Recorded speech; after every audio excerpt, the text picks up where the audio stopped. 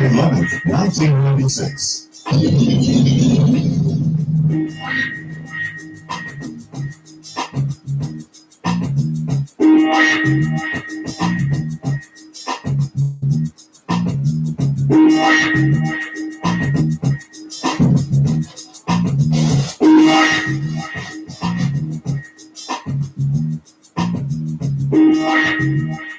The time I get off the air in the morning, 6 hours from then, 3 hours from then. And so, sometime in the morning, but she has weakened some, 80 miles an hour, still a hurricane, no question about it. And we'll just have to wait and see. There are warnings all the way up to the North Carolina-Virginia border, and we'll just have to wait and see. This has been one unpredictable hurricane. Other than that, you may recall my guest, Graham Hancock, by great waves of popular demand and a U.S. tour, and I guess a quick trip to Japan. Graham, and I suspect that we have him this evening because his time zones probably are as fouled as time zones can get. Once you do enough flying, it all mixes together for a while. He is author of Fingerprints of the Gods, The Message of the Sphinx. It is an area of great fascination to many people. Let me give you the call-in numbers because tonight it's your turn. If you're a first-time caller to the program, the number is area code 702-727-1222. The wildcard lines, area code 702-727-1295. West of the Rockies, 1-800-618-8255. East of the Rockies, it's 1-800-825-5033. And here is Graham Hancock. Hi, Graham. Hi, how are you doing? Oh, great. Welcome to the program. Where are you now? Washington, D.C. Washington, D.C. Recovering from a 13-hour flight from Tokyo, Japan, as you rightly observed. And I must say, these long flights really are. It does make you begin to realize that we really do live on a planet and that it revolves, that you fly into and out of darkness. That's right. You see the curvature of the earth beneath you and how small and how precious it all is, and how we are affected incredibly by the rhythms of life on this planet. How are your rhythms? Are you? Well, I'm not quite sure when I am or where I am, but I feel pretty good. Well, your U.S. book tour was a smashing success, wasn't it? Yeah. It went very, very well. And in fact, I was in Japan for the same reason, because Fingerprints of the Gods was published in Japan 3 months ago, and it's just been an extraordinary success there. In fact, when I arrived, they announced that they had sold 750,000 copies, 750,000 copies in 3 months. So oh my gosh! It's just gone completely crazy in Japan, and I was very excited by the visit. They're very, to my surprise, they're very open-minded and welcoming people, and I had a great time there. Graham, that's a good general question. Why do you think that this whole genre of investigation, this whole area, has gone so absolutely crazy? I mean, it just is exploding all over the world, not just here in the U.S. That's right. It's a universal phenomenon. It's happening everywhere, and I think that what it is that people are waking up everywhere to the big questions. Yes. Getting less focused on trivial day-by-day issues and asking themselves very, very large questions about who we are and why we are here and what is, and it sounds like the ultimate cliche, but what is the meaning of life? What is it all for? People are asking themselves these questions all around the world, and what the answer that they're coming to first and foremost is that what we've been spoon-fed for the last century by our governments and by Orthodox religion and by our economists and by social leaders of all kinds, is just not satisfactory at all. And people are looking in a much bigger framework these days and asking very large questions and looking for information that it just has not been made generally available. So people are on a quest, they're searching, they're looking, and this is leading. Now, if I ask you that question, Graham, how do you answer? What, that's the big, what is the meaning of life? What does Graham Hancock think it is? Well, I'll tell you what I think it is. To the best that I can say, I think it's a mystery. I think life is a spiritual mystery. I didn't think this 10 or 15 years ago. I really did think that we were just a kind of chemical accident, a very unfortunate chemical accident at that.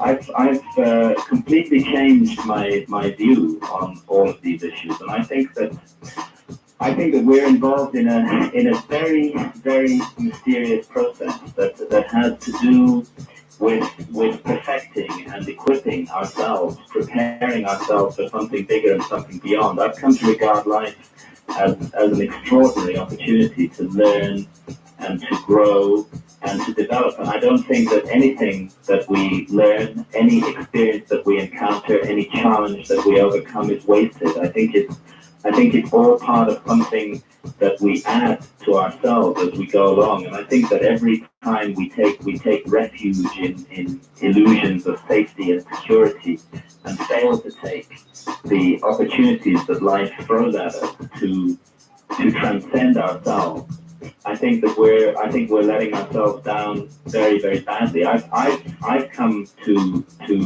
believe passionately that consciousness can and does survive death. And since I do believe that, I think that every moment I spend on this planet is precious and must not be wasted. And that's a view I honestly and genuinely try to communicate to everybody I talk to. So perhaps the meaning is not designed to be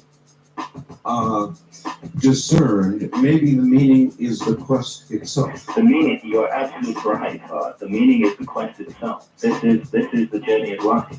It's to discover as best we can who and what we are. And because I have been immersed in ancient texts and ancient wisdom for so long now, I no longer ridicule such notions as reincarnation. I think probably we do come back in all kinds of different experiences and lifetimes, because one lifetime is not enough.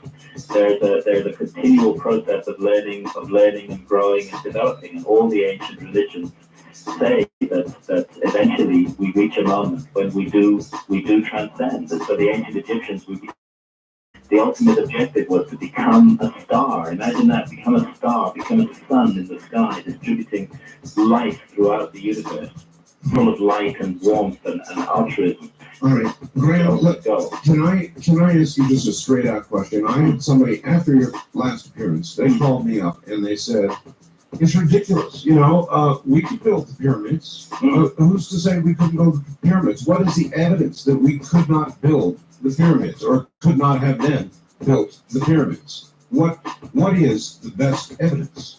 Well, the best evidence is that we haven't done it.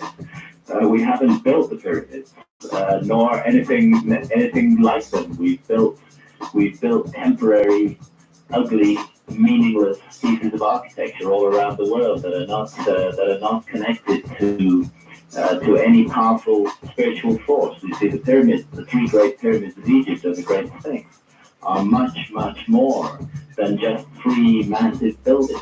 Yes. They are a place of spiritual transformation. They have an extraordinary effect upon the soul.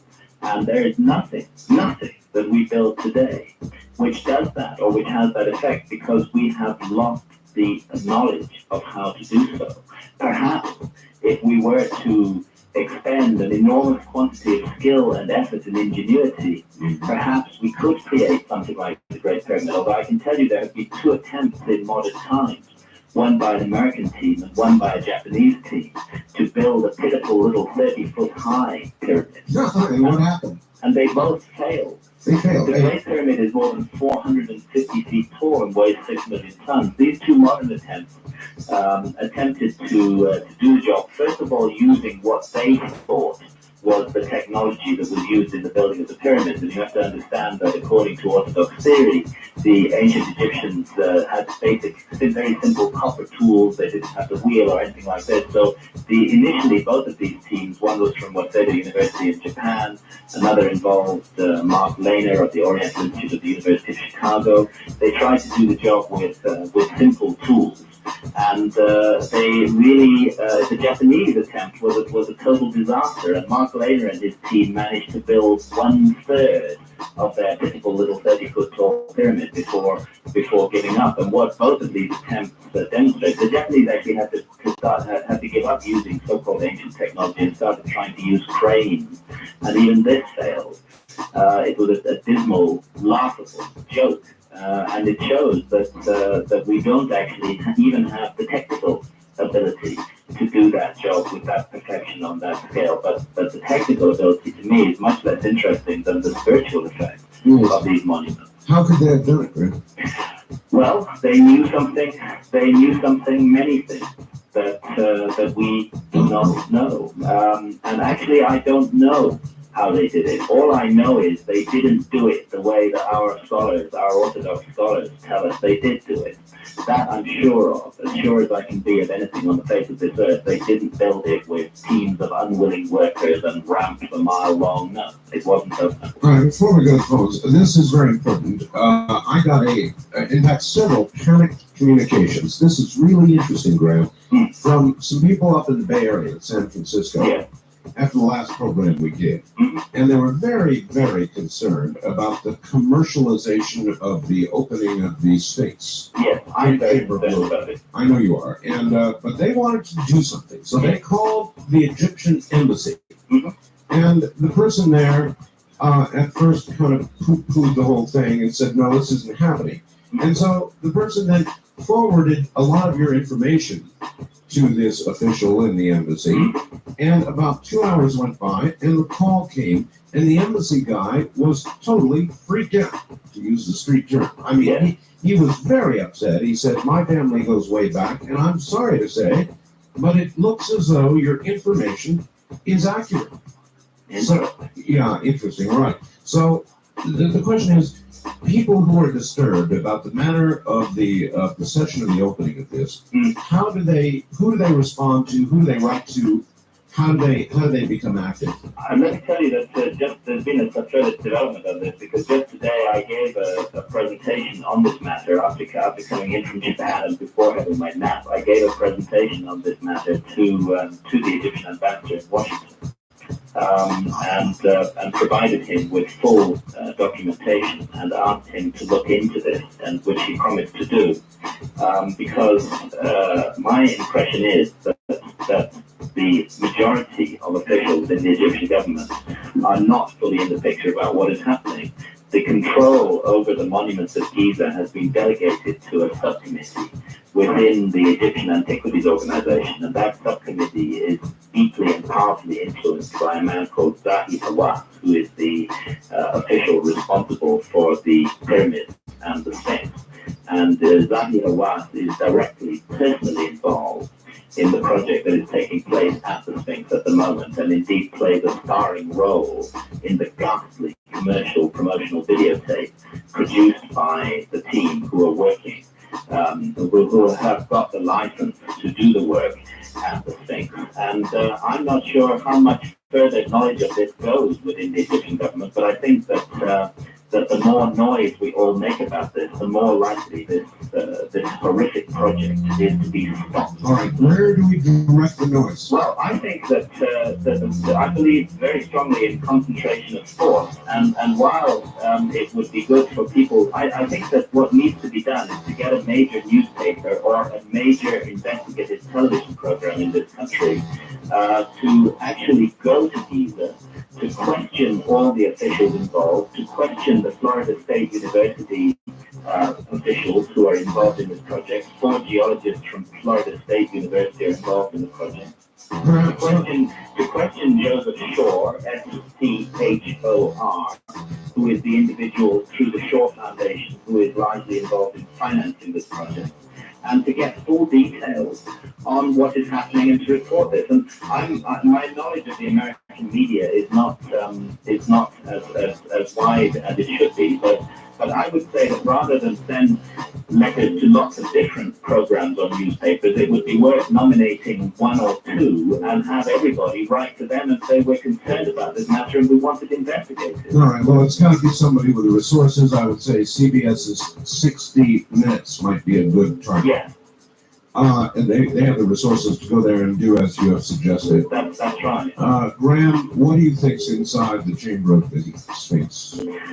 Well, curiously enough, and I can only report this anecdotally, without being able to tell you that it is definitely fact. We've had a leak of information from one of the people involved in the team working at the Sphinx. Oh. And that leak of information, and I repeat, I cannot confirm that this is definitely the case.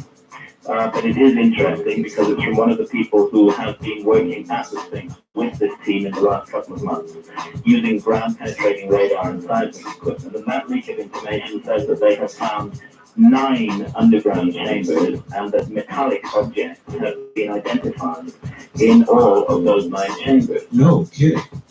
That's the information that I was given. How good do you think that information is? I think it's pretty good.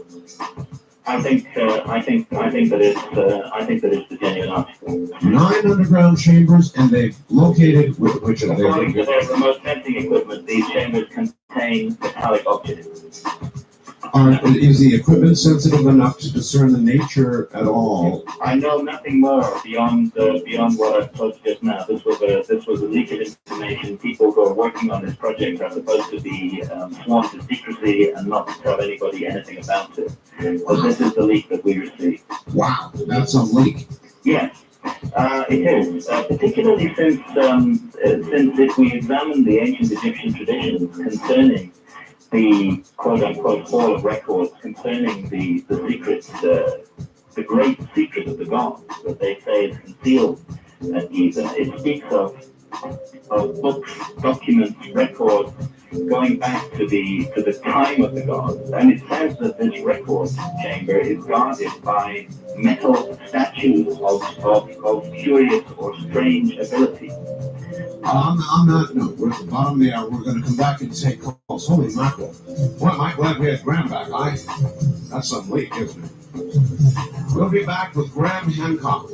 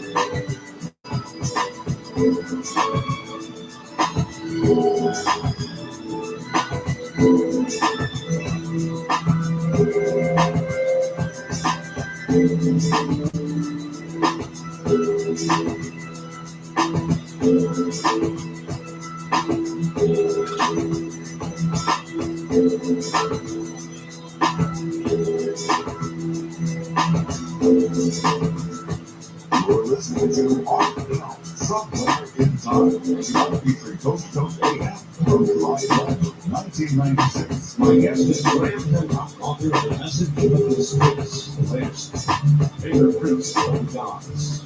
New information, leaked information, 9 chambers below the Sphinx, metallic objects detected. Yikes. By the way, I just got a fax from Steven in Lemon Grove, California. Hey, Art, about the GE Super Radio. I'm not willing to idly support anything. Got one. You don't have my cold, dead hands. We'll get back to Graham and Hancock in a moment. You're listening to Art Film, Somewhere in Time. Tonight featuring Coast to Coast AM from July 11th, 1996.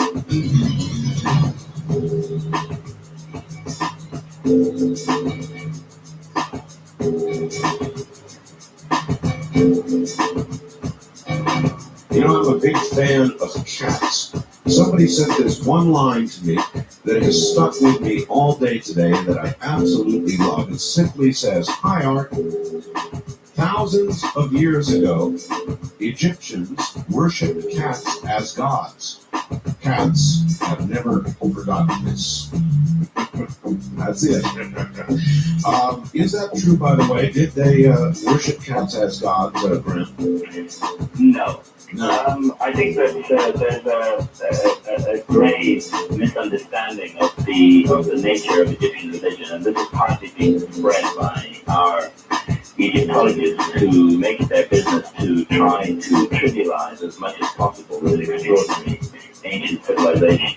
Everything about ancient Egyptian religion is symbolic, it's symbolism, and they use symbolism at several different levels of meaning, and all the animal figures, the animal masks, which we see in Egyptian relief, have symbolic functions, and often these symbolic functions and roots are astronomical.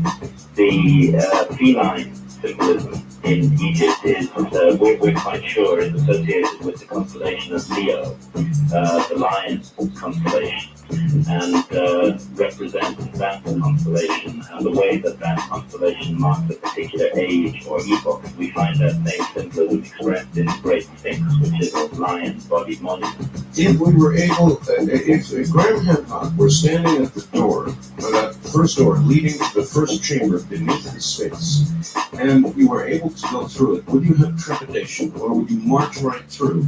No, I would have immense trepidation about going through it. These places are not meant to be marched into. I do think that they were meant to be found, but I think that what is required is a period of preparation, of careful preparation, and that's one of the reasons, amongst many, why I think that the project currently granted a license by the Egyptian Antiquities Organization of the Sphinx must be stopped forthwith, and the license must be withdrawn while proper consideration is given to how this matter should. I think, however, that the question of exactly which team opened them and under what circumstances they are opened should be very, very carefully weighed up and considered by the Egyptian authorities, and others internationally should have a very direct input into this, because the pyramids of the Sphinx are a legacy of all of mankind. And Well, one okay. thing we should consider is what the ancient texts say about the sanctity and significance of these chambers, and about the state of mind of those who enter them. All right. What can you imagine living there? In other words, maps, machines, religious literature, legacy of mankind type literature. What? All of the traditions of ancient Egypt, which are our only guidelines on this matter, and which means we do not have to imagine what is there, but rather to listen to what the ancient Egyptians say, tell us that this is material of two kinds. It's material that one could call broadly historical in nature, which records the lost story of human civilization. The civilization that had the capacity 12,500 years ago to conceive of this extraordinary scheme, and that date of 10,500 BC is fully evident in my book, Fingerprints of the Gods, and in the message of the Sphinx. So partly historical in nature, definitely a hall of records containing a sort of time capsule of information from a forgotten episode in human history. But also, the Egyptian traditions tell us that what is concealed there touches on the fundamental mystery, the mystery of the immortality of the human soul. and of how we should live our lives in order to prepare for the journey that we will make after death. And That information could change the entire world. I believe that information could change the entire world, and I believe it was intended to change the entire world, and that it was always conceived of as that a time would come when it would do that. Look, we're looking here at a very careful attempt to hide away time capsules, and I repeat this is in two places, not just one place at Giza. And for me, this is part of the significance that we don't only have a chamber underneath the Great Sphinx, but we also have a chamber inside the Great Pyramid, the doorway to which was discovered by a robot camera in 1990. I mentioned this on your last show, but just to fill in those who weren't with us then. The Great Pyramid of Egypt, which weighs 6 million tons, has within its massive superstructure 4 very unusual features which are not found in any other pyramid. And these are narrow shafts which angle up steeply through the monument from inside towards the known chambers of the monument. These shafts, they're just 8 inches wide and 8 inches high. About you could roughly fit a small dog into the mouth of one of these shafts. 2 of these shafts go all the way through the body of the pyramid and exit on the outside and actually point at particularly significant stars. And the other 2 shafts from the lower chamber do not exit on the outside of the monument. And it was these, both the northern and the southern shafts, that were explored by the German engineer Rudolf Gantenbrink in 1993 with a very high-tech robot camera. And in the northern shaft, after a journey of approximately 80 feet, the robot came to a bend in the shaft. There were some metal objects observed on the floor which the camera could not capture in high definition. But they felt that they did not want to negotiate it around the bend unless it became stuck in the shaft. So they pulled it out. They then explored the southern shaft, and they reached the end of the southern shaft after a journey of 200 feet. And what was at the end of that shaft was a door, portcullis door, complete with 2 metal handles. And this was the point at which Rudolf Gantenbrink's project inside the Great Pyramid was cancelled forthwith by the Egyptian authorities, and has never since been resumed, although in a rather parallel case to what is happening at the Sphinx, and again involving the same Egyptian officials after the war. An announcement has been made that the Canadian team will be involved in opening that door later this year, and again there are signs of some sort of ghastly commercial enterprise surrounding this project as well. Now, if you were the survivors, let's just look at this theoretically. If you were the survivors of a lost civilization, of a civilization that was destroyed in the enormous cataclysm that brought the last ice age to an end, and a great civilization, I believe, one with high spiritual knowledge and purpose, if you had survived, if you were amongst the few survivors, and you had precious knowledge that you wish to pass down to the future, and you would be far-sighted enough to know that mankind would revert to barbarism, and that there would be a time of terrible darkness, perhaps for thousands of years, before humanity again reached a level where it could use this information. You would hide it away very, very, very carefully, but you would provide clues that would enable people eventually to find it. And I think that that's what we're looking at on the Giza Plateau in Egypt. We're looking at the clues that lead to specific locations. That shaft, which led to that doorway, was always a clue. The opening of that shaft was sealed until 1872. The last 5 inches of stone over the mouth of that shaft had been left deliberately in place. And if you walked into that to the lower chamber of the Great Pyramid before 1872, you would just have seen blank walls. But a very enterprising engineer went around those walls one day, tapping with a hammer, and found 2 hollow sounding points, and he chopped those through with a chisel, and lo and behold, there were the mouths of these 2 shafts ascending at a steep angle into the body of the pyramid. And it's in these shafts, as I say, that the discoveries were made in 1993, and I think the builders of that monument always intended them to be found, but did not intend them to be found by barbarians who would not know what to do with the knowledge hidden there. Well, I'm not sure what that says about our present state of social affairs, but Graham, you mentioned kids. Are there any hints about when these things should be found? I mean, is there any text, anything that tells us the timeline when these things should be found? There is a curious suggestion of this, which is locked deeply into the entire ancient Egyptian system of knowledge, and this is connected to the changing patterns of the stars and the great cycle of the constellation of Orion, which, like all the stars in the sky, changes its positions over a 26,000-year cycle. And the effect of this change in position is to cause its altitude above the horizon to continuously rise for 13,000 years, then to fall for 13,000 years, then to rise again for 13,000 years. And if we go back to the beginning of that cycle, we find ourselves in the period when these monuments, when this incredible site was originally conceived, which I'm absolutely adamantly certain is the epoch of 10,500 BC, and it is now a simple astronomical fact that we're at the end of the current cycle. We're at the highest altitude, whereas at that time the stars were at the lowest altitude. We were then at the first time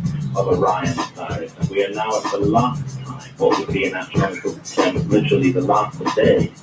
And there is a strong indication in that material that this is the time we live in now. Of course, you're speaking in terms of vast expanses of thousands of years, and you would have to say, give or take 100 or 200 years, but it is our time. This appears to be the time that this was intended to happen.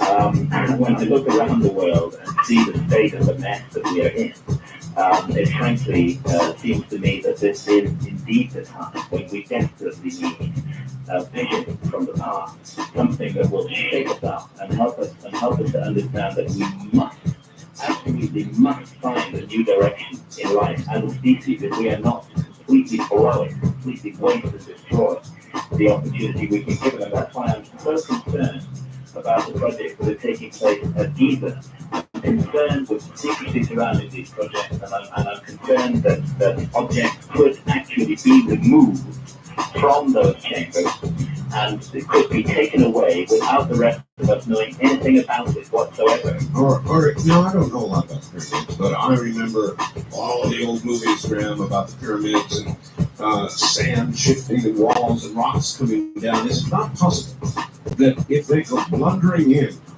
the wrong way, Graham, there could be destruction? Yes, it's highly possible. I would say it's highly possible. I would say that the ancient geniuses who created these structures had a profound knowledge of human nature and knew that greed and ego and the lust for power would come into play when these chambers were being discovered. And it is most probable indeed that they will have taken safeguards to protect against that, which still doesn't mean that the rest of us should be complacent about it. Perhaps the safeguard that they created was a psychological one. Perhaps the safeguard is us.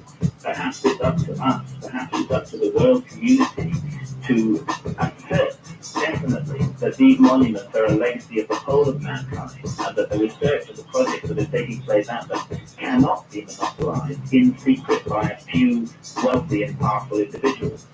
Perhaps that's the safeguard. Perhaps it's awakening human knowledge which will protect these chambers ultimately. One quick question, then we've got to go to phones. Here it is. My question to Mr. Hancock is like that. If the pyramids were not built, as the scholars say it was, by thousands of unwilling workers and made long sand ramps, then tell me, Mr. Hancock, how was it built? Please be specific if you are so sure how it was not built. Well, first of all, we can be sure that it wasn't built with long sand ramps. So there's simple engineering reasons for this. A team of human labor hauling a 2.5-ton block, and 2.5 tons is the minimum weight of a block in the Great Pyramid, cannot haul that block up an incline steeper than 1 in 10. Any steeper incline than 1 in 10 is impossible. Very detailed engineering studies have been done on this, and Robert Baval, who is, by the way, a construction engineer, my co-author on the Message of the Sphinx, Robert Baval and I report this information in the Message of the Sphinx in considerable detail. Now, a 1 in 10 ramp to reach the top of the Great Pyramid would have to be a mile long. If it were made of sand or mud or earth of any kind, it would collapse entirely under its own weight The blocks being hauled up that ramp would cause the ramp itself to collapse. This is simple physics. The ramp would not support the weight of the blocks. Therefore, the only kind of ramp you could build, which would be sufficiently stable to haul very heavy blocks, and I stress the minimum weight is 2.5 tons. There are blocks of 70 tons in the Great Pyramid. The ramp itself would have to be made of material as stable as the pyramids themselves. In other words, the ramps would have to be made of 2.5-ton blocks of stone as well. And a 1 mile long ramp reaching a height of 450 feet would occupy many, many times more area, of course, and more weight, and millions and millions of times more material than the Great Pyramid itself. That material is nowhere to be seen around the Giza necropolis. That material that would have had to have been used to make those ramps has never been found. Then, Grant, can you conceive of how it was done? Or you say, answer that is part of the mystery. For me, that is part of the mystery, but I think it's clear that we are looking at a lost technology or a lost form of human knowledge. I pay attention to the many ancient Egyptian traditions that speak of priests using a kind of focused energy of the mind that they call cacao, which we primitively translate as magic, using focused energy of the mind to lift the blocks of stone off the ground without effort, literally a levitation of blocks of stone. I don't want to sound like some crazy, but we are so rooted and grounded in our materialistic conception of how things can be done. Our society has conditioned us like slaves ourselves to think that difficult tasks can only be accomplished by technology, and we fail to realize that we may not be using untapped capacities of the human mind.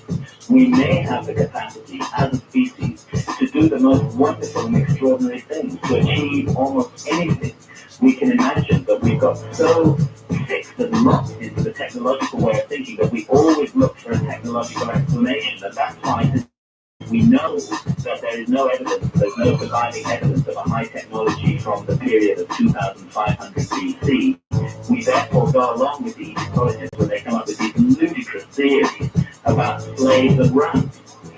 Then, Graham, isn't it possible that once this is open and it is realized that mankind has been, in effect, going entirely in the wrong direction, in the technological direction, while another direction we should have or could have been going in, it will explode everything.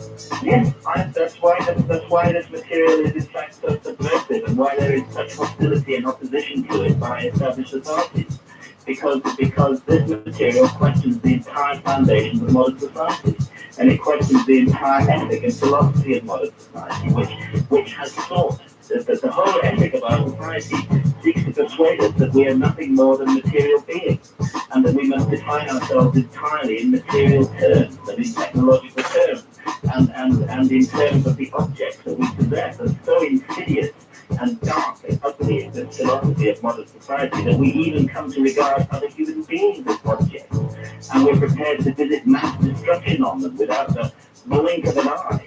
People use the bodies of other human beings as though they are objects to be traded. There was a case in England recently of two men who murdered a small child. They used his body and they murdered him and disposed of the body without a second thought, without a qualm, without a conscience. Monsters like that are the creation of our society. It's happening all over the world. Yes, it's happening all over the world, and thank God something else is happening all over the world as well, which is that people are waking up to the other side of our character, to the possibility that we are capable of transcending ourselves, that we have something wonderful within us, something divine as well as something dark, and that we can reach that. But if we stay locked in the mindset of the late 20th century, locked in the mindset of technology and objects, and fail to realize our spiritual potential, then it's going to be a terrible loss. So I think we're at a crucial, critical turning point in the life of mankind. Is it possible, Graham, very quickly, because we're coming to the top of the hour here, you get called. Is it possible that we will miss it, that Orion will come and go, and mankind will not get to this information, and or worse yet, lose it? Yes, I think it's entirely possible that we will miss it. I think it's entirely possible that we will miss this window of opportunity that exists at the moment. possible. All right, I promise. It's very possible, but I also think it's possible that we can seize the opportunity. All right, I promise we go to the phones. Relax, Graham. We'll be back to you. That hour just went. Graham Hancock is my guest. The trip back in time continues with Art Bell hosting Coast to Coast AM. More somewhere in time coming up.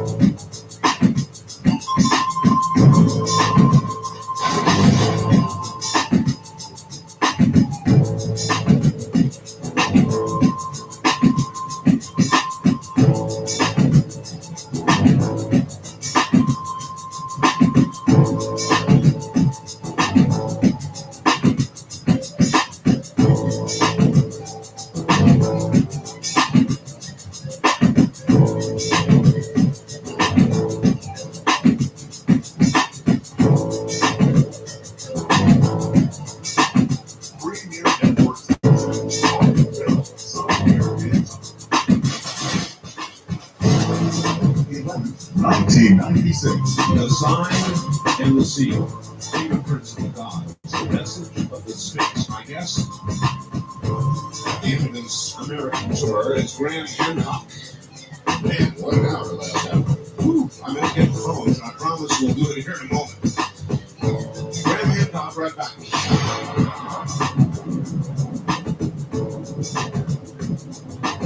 You're listening to Art Bell, Somewhere in Time. Tonight featuring Coast to Coast AM from July 11, 1996.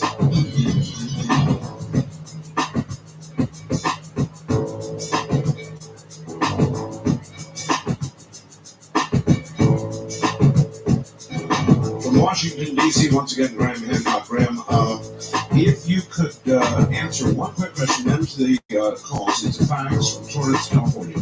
Would you please ask Graham about a tool that Moses used to write the Ten Commandments in sign and seal? He says that Moses went into the clouds on Mount Ararat. When he returned after using this tool, he had to cover his face. Was this some sort of power tool? How did it power? Was it a laser? What could it have been? Yes, thank you for that question. It was, I was writing the sign and the seal, which is my quest for the Law Covenant, but I first started to bump into these strange echoes of a kind of lost system of knowledge from long, long ago.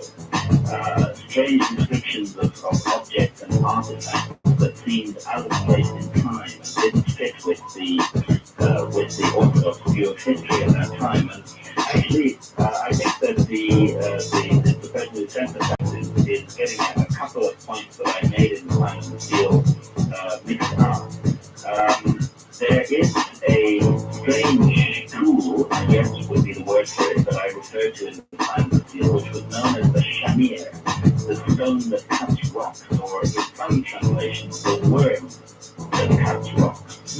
And this strange device was cut through the hardest of rock without creating any friction or heat, that it was to have been soundless in operation, and to have had such a nature that it had to be kept in a lead container, that any other form of container would become dangerous because of it. And this strange object is said in ancient Judaic traditions to have been used in the construction of the Temple of Solomon in Jerusalem, because there was a prescription against using iron tools in the cutting of the ashlar blocks of the Temple of Solomon. And therefore it is said in many ancient Judaic traditions that the shamir was used instead, some kind of device that we don't understand, which was capable of cutting the hardest rocks. They said that it could engrave tiny letters onto jewels.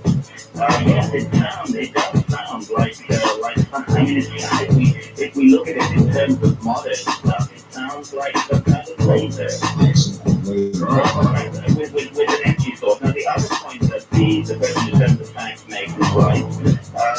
Bible tells us that Moses in fact went up to Mount Sinai twice, 2 periods of 40 days. At the end of the first 40-day period, he came down supposedly with the Ten Commandments written on 2 tablets of stone by the finger of God. And he found the Israelites worshipping the golden calf. The Bible says that he destroyed the 2 tablets of stone at that time. He then returned back up the mountain of Mount Sinai, spent another 40-day period there, and came down with 2 more tablets of stone. And this time, when he came down, his face is reported to have glowed so horribly that all his followers were terrified, and that ever afterwards, until the end of his days, he had to wear a veil over his face. It sounds like he was bent. And when you listen to the descriptions of what went on at the top of Mount Sinai in the Bible and in extra biblical sources, it does sound very, very odd. And for me, the answer to this, and it was really the research I was doing on that led me to the research of fingerprints of the gods and from there to the message of the saints, because the background of Moses is a crucial issue. Moses grew up in the household of a pharaoh of Egypt. In fact, he was groomed as a potential pharaoh, and this means that he would have been initiated into all the high wisdom and knowledge of ancient Egypt. And I think that much of the magic and miracles associated with Moses needs to be understood in context of his Egyptian background as a high initiate, as a high priest, in fact, in the Egyptian tradition. And even the Ark of the Covenant itself, I found, has precedence in Egyptian tradition. Golden boxes are described, which when opened produce a jet of flame that comes out and burns, consumes anybody standing around them. That's exactly what the Ark of the Covenant is. And we are not to open that, are we?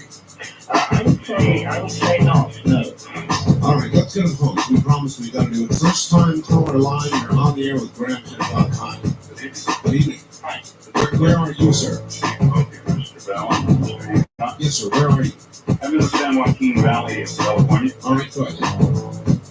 Just 2 quick points. The first thing is you notice on the back of the $1 bill, the pyramid with the eye. Yes. Are you familiar with the purpose and what that means? Well, let me tell you what the symbol meant to the ancient Egyptians. It meant the immortality of the soul. It was, they called it the benben, and it was the top of the pyramidion, the top point of the pyramid, and you also see the same device on top of all others. And it was associated with immortality. It was a symbol of immortality, and it was the primary symbol of ancient Egypt, I think.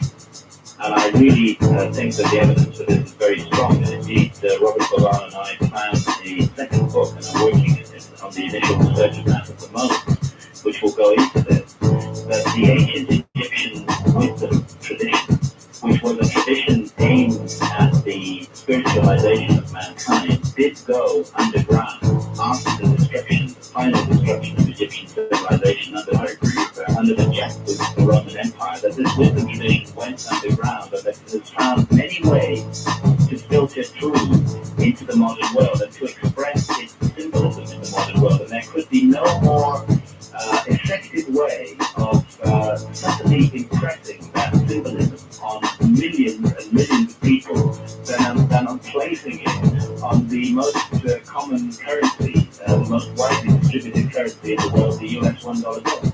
Also, I wanted to quickly mention that as a scientist, many of my friends, I believe you know Dr. Patrick Flanagan, is that correct? The name rings a bell, but you better remind me. Okay, I'm holding the book in my hand. It was published in 1974 called Pyramid Power by Dr. Patrick Flanagan. It's autographed to me, and in the book, it covers subjects about magnetic fields around the body, what affects the body. He spent many days in the pyramids. In fact, he slept in the pyramid. He recorded some of the dreams that he had. They had incredible dreams. Yes, I don't believe it. Are you familiar with the sacred cut that he speaks of, the golden section? Yes, indeed. And the golden section is expressed in the mathematics of the so-called King's Chamber, which we believe was a chamber of initiation. It was used in the, again, we go into this in detail in the message of the Sphinx, but we believe that the great Pyramid of Egypt was the culminating point of an extraordinary initiation ceremony aimed at heightening the consciousness of the initiate to an almost unimaginable level, and that the frequent out-of-body experiences which modern people who have spent the night in the King's Chamber of the Great Pyramid report are connected to this ancient ceremony, that the initiatory function of these monuments is still active today, that they're working all by themselves, even without the cultural context that was benefited. All right, try this out. This goes to Mr. Hoagland's work, I believe. Graham, the shafts in the Pyramid of Giza were used to, quote, tune, end quote, the instrument to the base frequency of the Earth purpose to attempt to keep the Earth in tune and prevent geologic disasters. Well, I think that when we look at monuments like the Three Great Pyramids of Egypt, we are looking at complex, multi-functional monuments which do many different things. To give a couple of, before I come to that point that you just raised, to give a couple of other examples, we know now that the Three Great Pyramids represent on the ground the three stars of the belt of the constellation of Orion. They're laid out in exactly the pattern of those three stars, and indeed in the pattern of those three stars in 10,500 BC. So they are, at one level, they're a stellar diagram. The Great Pyramid of Egypt is also a mathematical scale model of the northern hemisphere of the Earth. If you take the height of the Great Pyramid and multiply it by 43,200, which is not a random number, it would take me too long to explain why, but it's connected to the precession of the equinoxes, then you get the polar radius of the Earth. And if you take the base perimeter of the Great Pyramid and multiply it by the same value, 43,200, then you get the equatorial circumference of the Earth. So we're already seeing that these monuments can be at one level a model of the Earth, at another level that they map three stars in the constellation of Orion.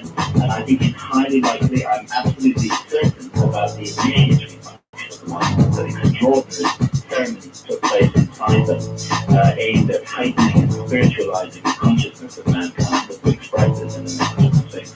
It is also highly likely that these monuments had a function related to the Earth itself and to the balancing of the Earth itself. Many people are unaware that the Three Great Pyramids stand precisely on latitude 30. And latitude 30 is exactly 1/3 of the way between the equator and the North Pole. This positioning is not accidental.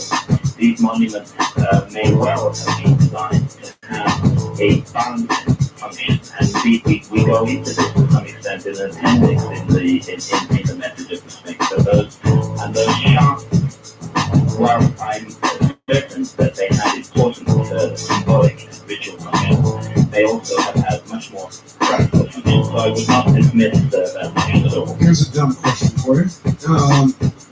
The Mideast has always been a place that we've had to worry about war and rumors of wars. Suppose there were a war. Suppose a nuclear device destroyed the Sphinx, the pyramids, the whole area. I think that one of the very few things that perhaps could destroy the Great Pyramid would be a direct hit with a nuclear bomb. Again, this is a sign of the monstrous direction that our society has turned in.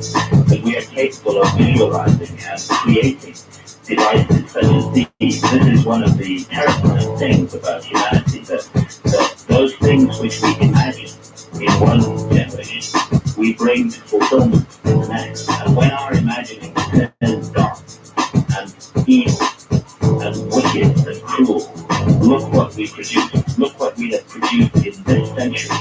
The atomic bomb, the horrible specter of nuclear destruction and of a nuclear winter, the Holocaust, the mass destruction of the First and Second World War, as I was saying earlier, the manner in which people use other human beings as objects without any conception that the human life is a precious gift to be treasured and venerated as a light shining in the darkness. We've created a society that can do this, and yes, we've created a society that has harnessed the power of the sun and that can through nuclear processes could destroy the Great Pyramid of Egypt. We have the power. We all need a polar authority if we did it. We have the power to turn out the light. Yeah, we do. We have the power to turn out the light on our own lives. We have the power to destroy the beautiful garden experience that has been given to us. We have the power to destroy our own planet. Sorry. Wildcard line on the air with Graham Hancock. Hi, Graham and Art. Where are you? I have a crazy story to tell you. All right, tell us first where you are. I'm in Las Vegas. Las Vegas, all right? When I was 11 years old, I had an out-of-body experience. A freak from anesthesia actually pulled me out of my body. And I learned that I was the reincarnation of Khufu's daughter. Later on, I joined the Illuminati and I went to Egypt and I was initiated in the pyramid. When I went to Cairo, when I came out of one of the mosques that we were touring, a young boy came up to me and he said, I know you. And thinking he might be a relative of someone I knew in the States, I said, what are you doing? He said, yes, you're Pharaoh's daughter, your pictures are in all the time. How do you react when you hear this kind of thing, Grandma? Well, I react with a great sense of openness of mind. Because I think that I believe in reincarnation. I think that we're talking in the area of belief here. Let's be very clear about this. Yes. When a scientist, and I mentioned this the last time that we were talking on the show, when a scientist asserts and insists that there is no life after death and no such thing as reincarnation, that scientist is also making a statement of belief, not of fact, because he doesn't know. He's making a statement of his particular religious belief, and I find it a very unnourishing and unfulfilling religious belief indeed. Such scientists believe in nothing whatsoever apart from the material body. So we're in the area of belief here, and my belief, contrary to the so-called rational view of modern science, is that life is an extremely mysterious process, and that we are here to learn and to grow, that it's a precious opportunity, and I think we do come back. I think we do live many lifetimes. I can't prove it, it's just my belief. And it's a belief that has been strengthened by a deep immersion in the study of ancient texts and traditions. Now, if it's the case that we come back, then this experience that has just been reported to us may well be a valid one. I can tell you that many people around the world today have a sense of an awakening memory. There is a sense that the pyramids of Egypt are operating like a beacon, drawing people towards them. And imagine this. Imagine if you were the survivors, as I spoke before, of a lost civilization with a high wisdom and knowledge, a knowledge that we do not have today. And you believed in reincarnation, and not just believed, you knew that it happened, and you knew that you would be reborn 12,000 or more years in the future. And that you knew that part of the deal with reincarnation is that you do not remember past lives, that at the most you get these faint, haunting recollections that you do not clearly remember. Perhaps you would create an alarm clock for yourself.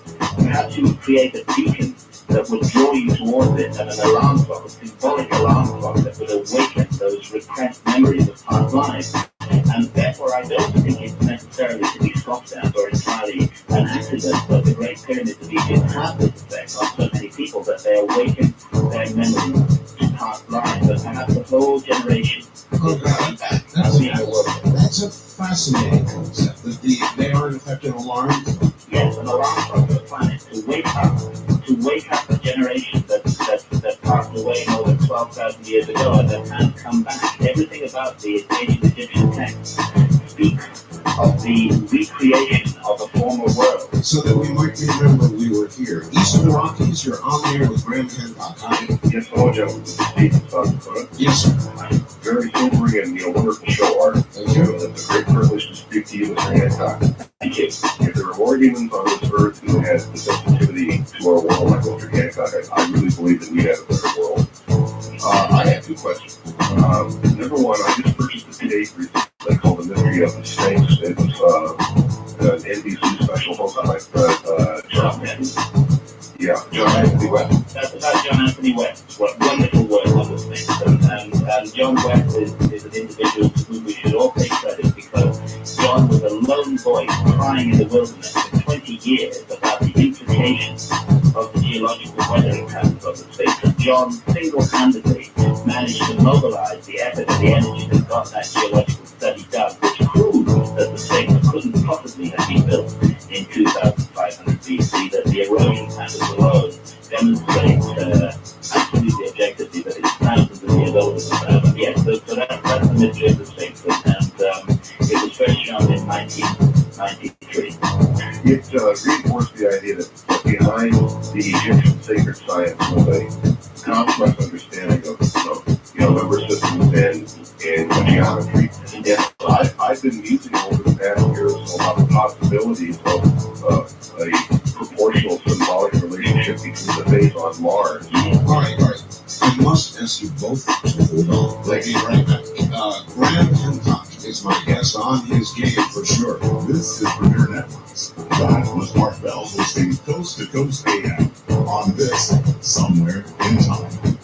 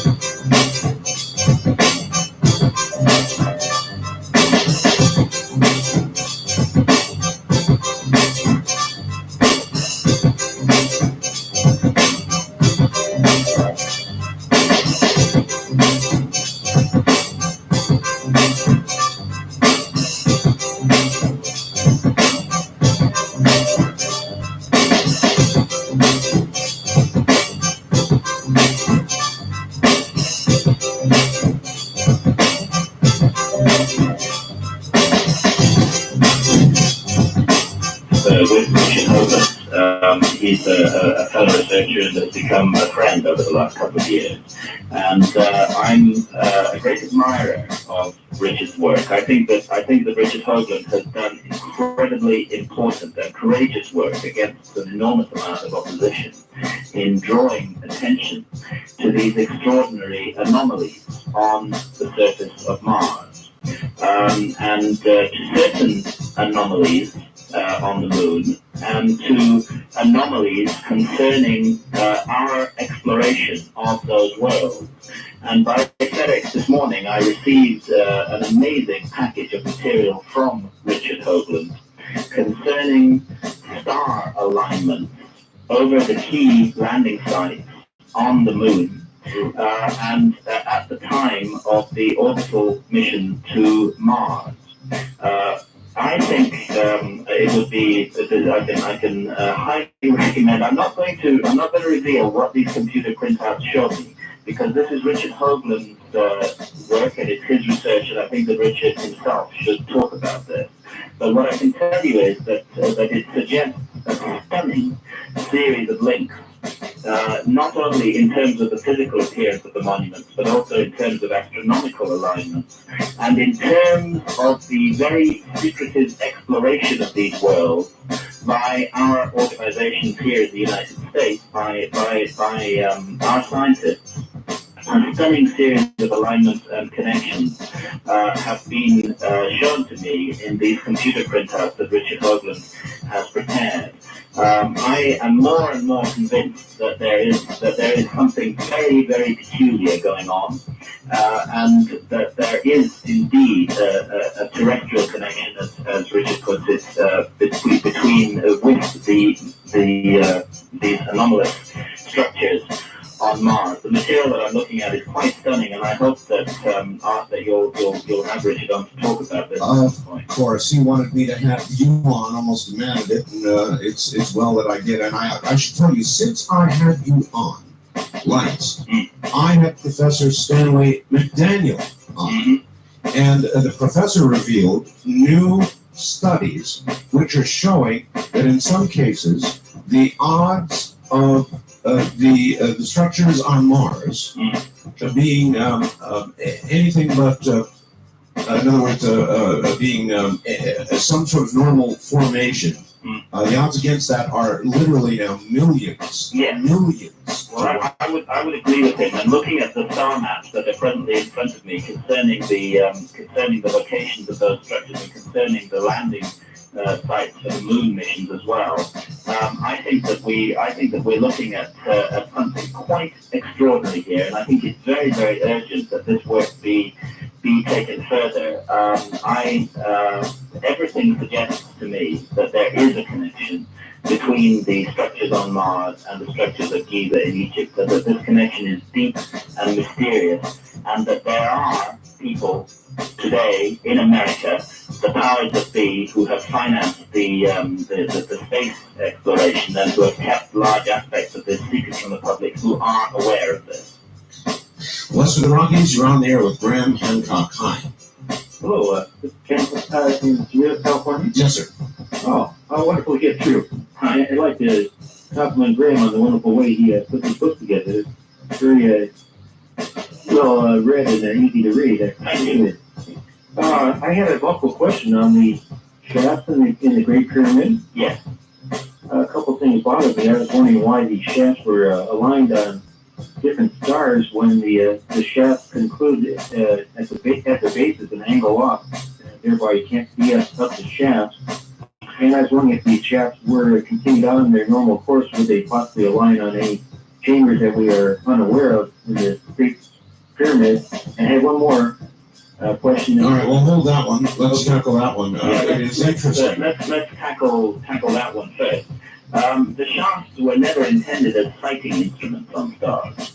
The two shafts from the upper chamber, which cut all the way through the body of the monument and exit on the outside of the monument, the southern shaft of the upper chamber, targeted the lowest of the three stars of Orion's belt in 2500 BC.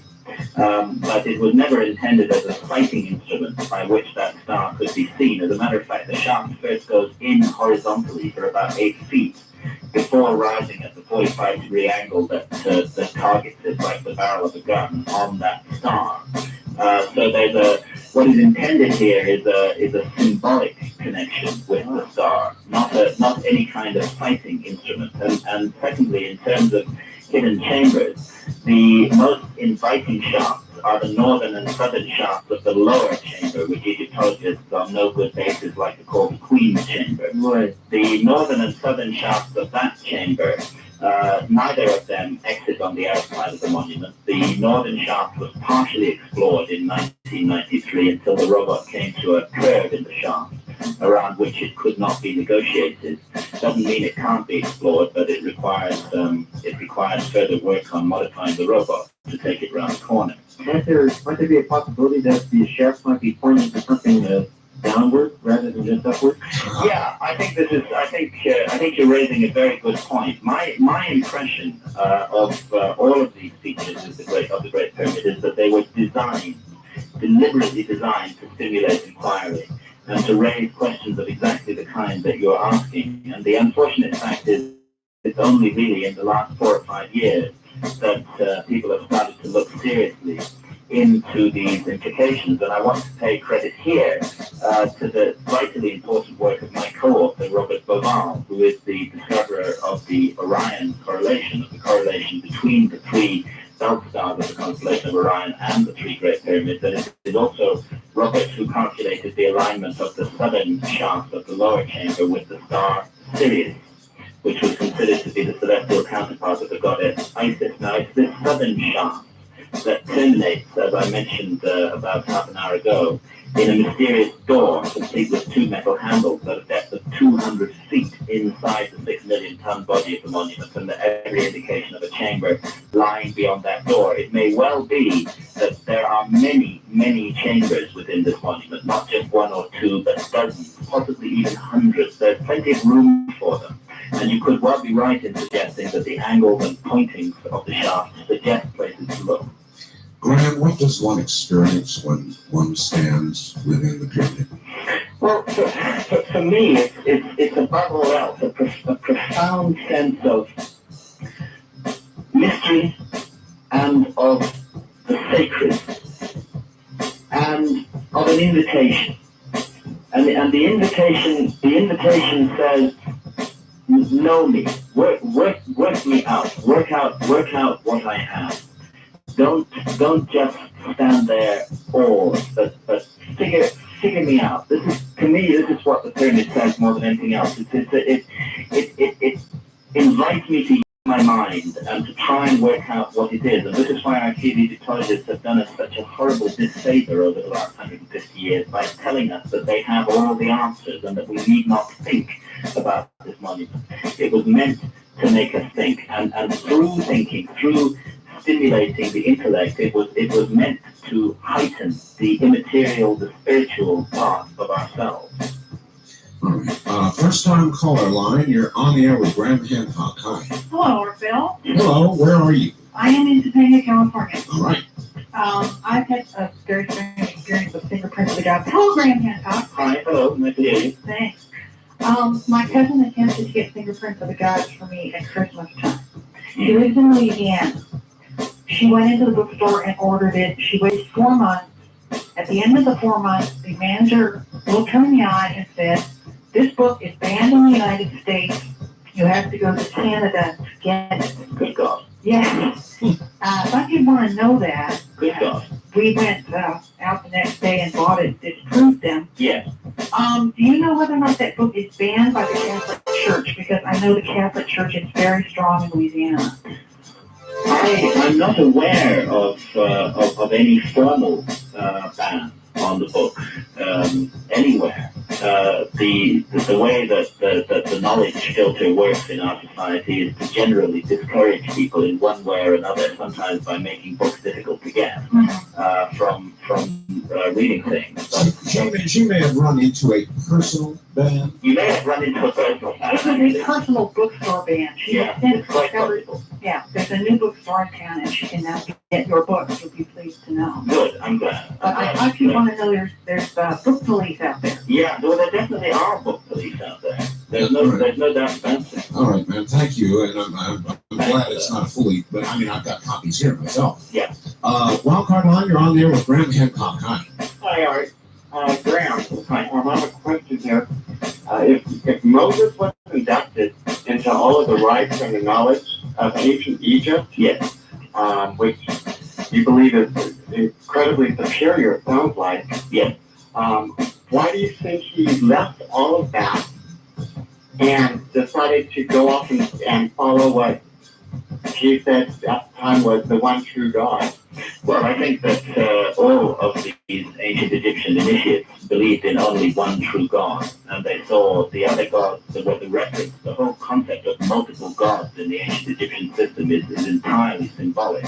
And if you get down to the basis of the ancient Egyptian scriptures, you'll find that there is a belief in one and one only self-created deity, Atum, the god, the Genesis figure who creates himself out of nothingness, out of the primordial ocean, and who then creates all life. And all the other gods are simply manifestations of him. So there's no conflict within Egyptian religion with the notion of one God. Secondly, I think that Moses had a specific mission, which has actually been incredibly successful, which was to spread into another culture the germ of the ancient Egyptian idea, to carry that off and lead to its lead to its dissemination around the world. And through Judaism and through Christianity, an offshoot of Judaism, I don't think it's an accident that in Christianity we see many features of the ancient Egyptian religion, the figure of Christ. I'm sorry if this is going to offend fundamentalist Christians, but the figure of Christ is an Osirian figure, the once and future king, the king who is sacrificed, the God, the Son of a God who is sacrificed, and who will return, who will come again.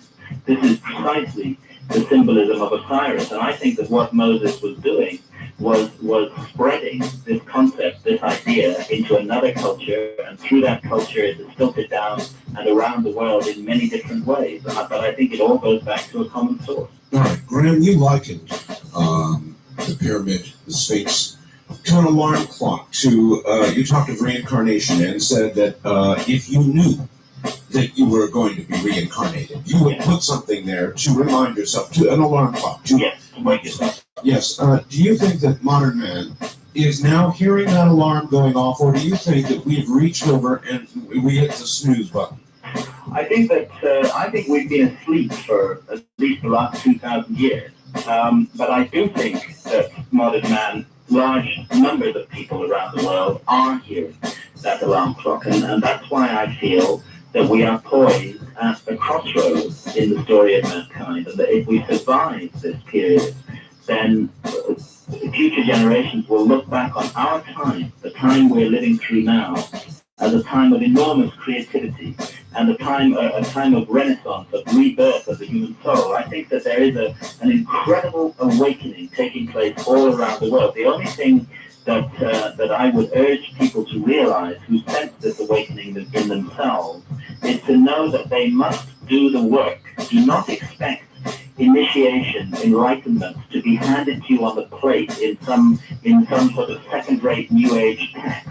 It is necessary to immerse yourself deeply in ancient traditions. People must be prepared to do the work. When they sense this awakening within themselves, they must also be prepared to work their minds and not expect to receive it handed to them. Graham, many modern prophets, and I never know what to think of them, but I interview many of them, predict the possibility of catastrophic events. Many of them will say, these don't have to happen. Others have said, it is sealed. It's going to happen. Well, I don't think it's sealed, but I think it's possible. I went into the whole issue of cataclysms in depth in my book, Fingerprints of the Gods, and I reported many of the ancient traditions, including those of the Maya, which speak of the coming of a terrible cataclysm. But what all of these ancient traditions, every single ancient tradition in the world that speaks of a former cataclysm and of the destruction of a great antediluvian civilization, all these traditions indicate that we ourselves, mankind ourselves, played a role in bringing that cataclysm down on our heads. And the suggestion is very strongly the case that if a future cataclysm will come, we ourselves will be instrumental in bringing it about, and therefore the possibility remains that we can change and transform our destiny, and that we need not confront a cataclysm. All right, East of the Rockies, you're on the air with Graham Hancock. Good morning. Yeah, I'm glad I got through. I'm Kay from Janesville, Wisconsin. Glad to have you. Thanks. I have a couple of questions. Well, actually, one. All right. It's kind of a two-parter, but it's all related. You mentioned earlier that you were afraid of the individuals that were going to be getting involved in this next, I don't know what you want to call it, excavation or digging or whatever.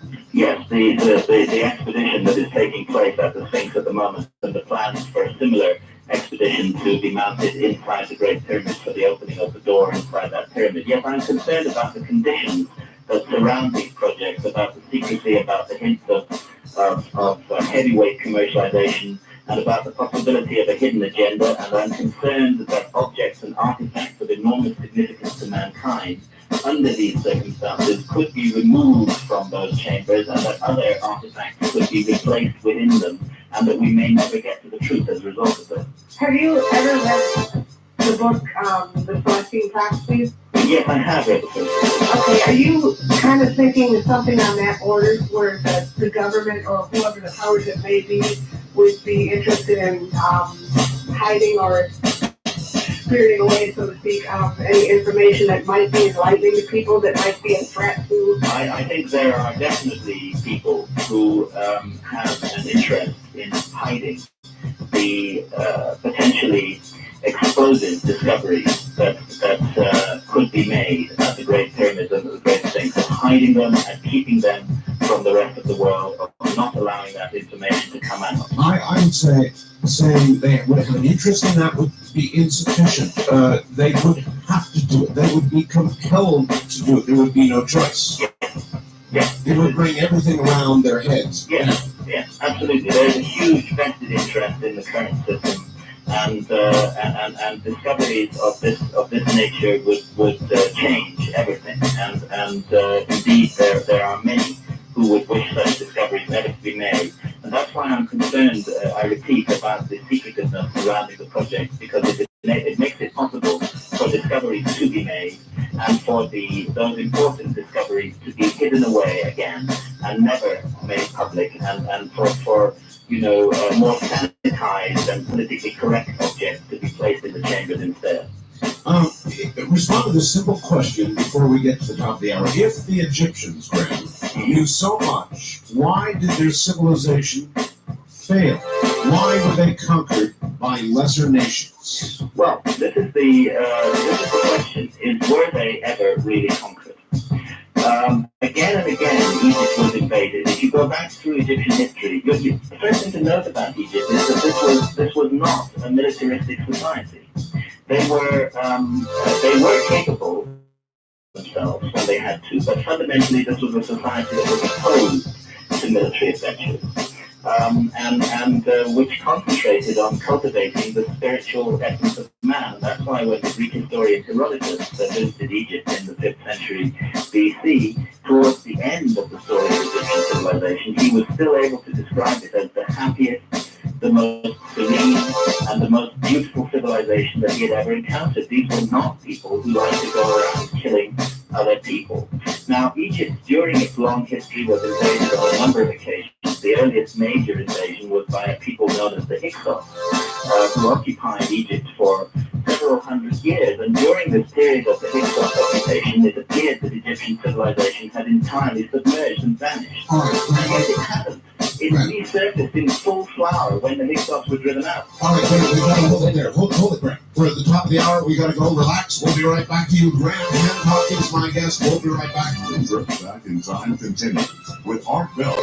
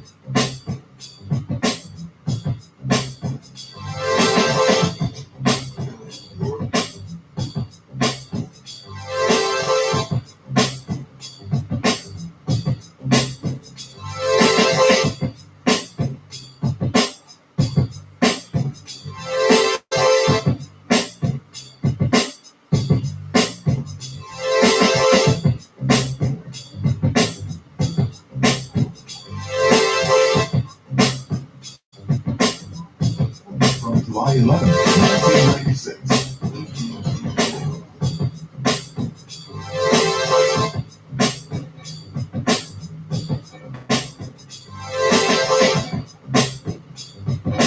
My guest is Graham Hancock, author of The Sign and the Seal, Fingerprints of the Gods, The Message of the Sphinx. And here he is once again. Graham, we have some stations that join at this hour. And you really laid one on us in the first half hour, and I want you to repeat that. You've got new information about the chambers below the Sphinx. If you wouldn't mind, one more time, a leak that somebody. Yes, we've had leaked information from a member of the team that has been granted a license by the Egyptian government to work at the Sphinx, and they're using $1 million worth of ground-penetrating radar and seismic equipment, and they're looking for chambers under the Sphinx. Now, this team, as I've outlined earlier on, is operating under conditions of perfect secrecy, and I am deeply disturbed about the nature of this project, and my colleague Robert Morale is as well, and so are many others of us who are working in this field.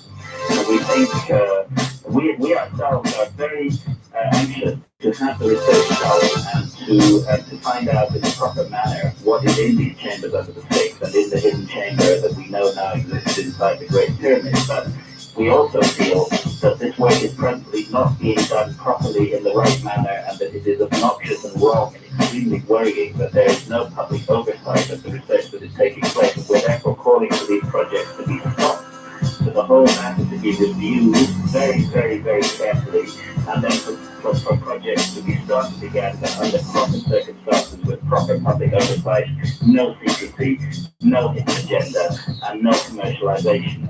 And with that said, what I'll tell you is that not everybody working on the project of the Sphinx appear to be happy with the conditions of secrecy surrounding it either, and we have had a leak from one of those individuals, leaked information, and what they tell us, what we were informed of, is that this remote sensing equipment, the ground penetrating radar equipment that they're using, and other remote sensors have detected 9 separate chambers deep in the bedrock beneath the Sphinx, and that all of these chambers appear to contain metallic objects. We'll call this leak Deep Chamber. Yes. Do you expect to be able to get more information from this? We are actively pursuing every avenue on this matter, and we are also calling on every concerned individual to apply pressure to get these current projects stopped, because I repeat, the grave danger under these circumstances is that the public may never learn what is in these chambers. It's perfectly possible with all this secrecy for objects to be removed from those chambers and for nobody to be told what is happening, and this is not the right condition for proper scientific research to occur in. So we think the most important thing is for pressure to be put on the Egyptian authorities to stop these projects. I spent 2 hours today with the Egyptian ambassador in Washington, presenting him with our dossier of information on this. And you mentioned, I think earlier on, that perhaps a good show in the United States to investigate this matter, a powerful show with the resources to do the job, would be something like 60 minutes.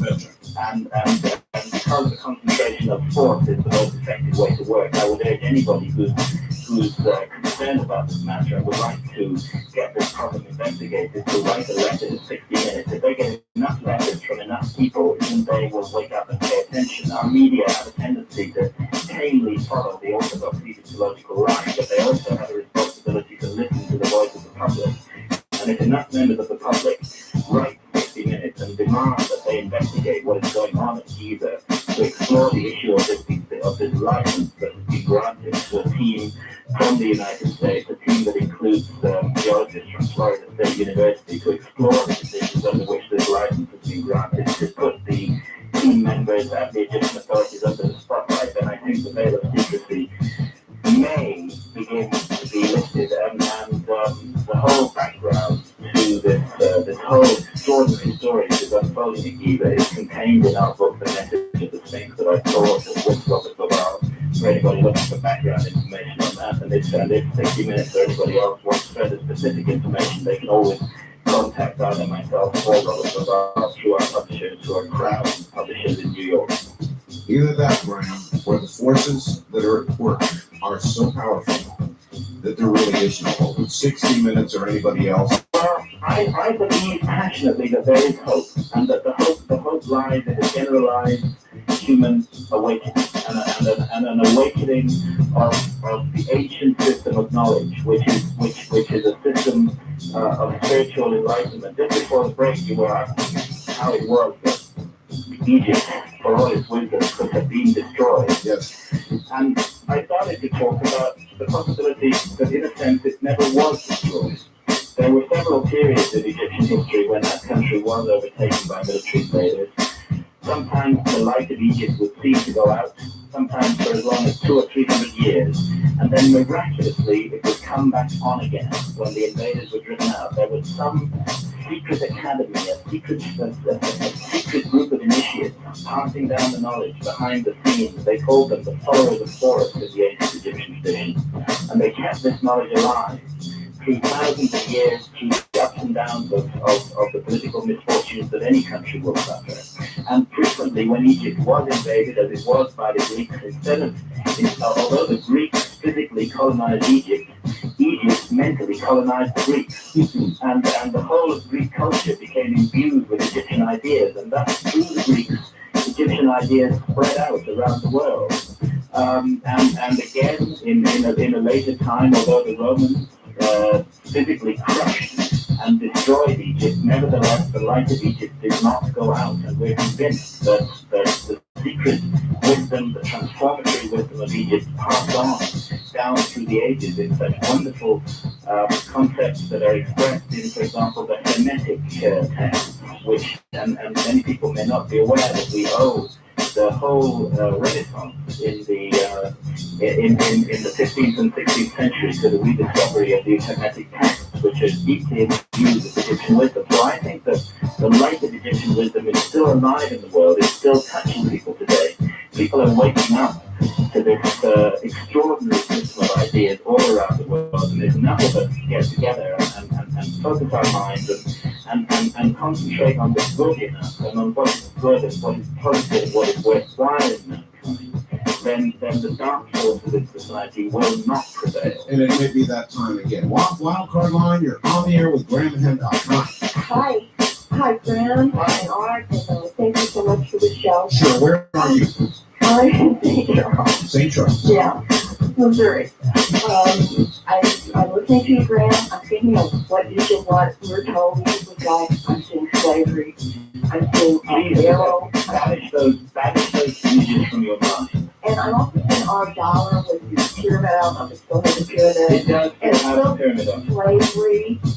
I'm still seeing, Don't see those things. There is no evidence of slavery in Egypt. There were one or two Arab pharaohs who may have been involved in a small-scale manner in slavery, but the notion that Egypt was a society that enslaved others is totally false. There is absolutely no evidence whatsoever of slavery in Old Kingdom Egypt. Too many movies. It's too many movies. You're looking at this is the nonsensical propaganda of Hollywood. That we keep seeing these images of the pyramids being built by slaves. Anybody who has studied the pyramids Can I ask one more question? tell you it's impossible. This was not done by slaves. One more question? Yes. I don't get the name right, but it was around the first century. Apollonius. Apollonius. It's like Apollo, Apollonius of Rhodes. very wide. Perhaps the Christ figure changed after Constantine got his hands on it. Yes. You've heard of this person? Well, I know that Constantine and the jackbooted involvement of the Roman Empire in Christianity was the worst thing that ever happened to this otherwise beautiful religion. And there was this one man that people remembered, but not Christ. They didn't remember Christ, but they really did remember, and he really is in history. Apollos, I don't know. That does not ring a bell with me. But I really would like to strongly stress that if you immerse yourself, as I have done, in the ancient Egyptian texts themselves, and they're all available in translation today. We can read all of the Egyptian books of the dead, the pyramid texts, these wonderful, the book of what is in the Duat. If you study their scriptures and ideas and look closely at their monuments, you will realize that this was a society that was filled through and through with beauty and truth, and a deep and abiding understanding of the mystery of existence. East of the Rockies, you're on there with Graham and Hancock. Good morning. Yeah, Hi. Hello, where are you? Indiana. Okay, go ahead. Did you ever see, like any of the churches, the carving of a pharaoh inside of a spaceship working the controls of the spaceship? There are no carvings or inscriptions in any of the three great pyramids of Egypt. The only place where I have seen carvings which look a bit like somebody operating some kind of technological device, may or may not be a spaceship, could be a telescope, could be any kind of device, but it certainly doesn't fit with the historical picture, is in Central America, notably in Mexico and in the Olmec area of Mexico and in the Maya, some of the Maya monuments such as Palenque and in the Olmec area along from La Venta through Villahermosa in Mexico. All right, let me Find artifacts, carving, very old, the oldest strata that do appear to be people manipulating some kind of technical device. All right, well, let me follow up. Mr. Hancock has set my mind on fire with his latest assertion of the pyramid being some sort of spiritual alarm clock. Please ask him about the Mayans and their pyramids. Could they be of the same design? Ever since I've been a child, I was fascinated by pyramids, but when I learned about Mayan culture and civilization, became obsessed, reading everything I could, trying to understand about them. So it captures my imagination. Could these be of the same genre? Yes, I think they are the same genre. I go into this issue in depth in my previous book, Fingerprints of the Gods, which is available in paperback recently, by the way. I go in the message of the Sphinx. We concentrate entirely on the mystery of Egypt and of the Great Sphinx and the pyramids and the spiritual implications of these monuments. But in Fingerprints of the Gods, I did comparisons around the world between many ancient civilizations, and I looked very closely at the comparisons between the pyramids of Egypt and the pyramids of Mexico.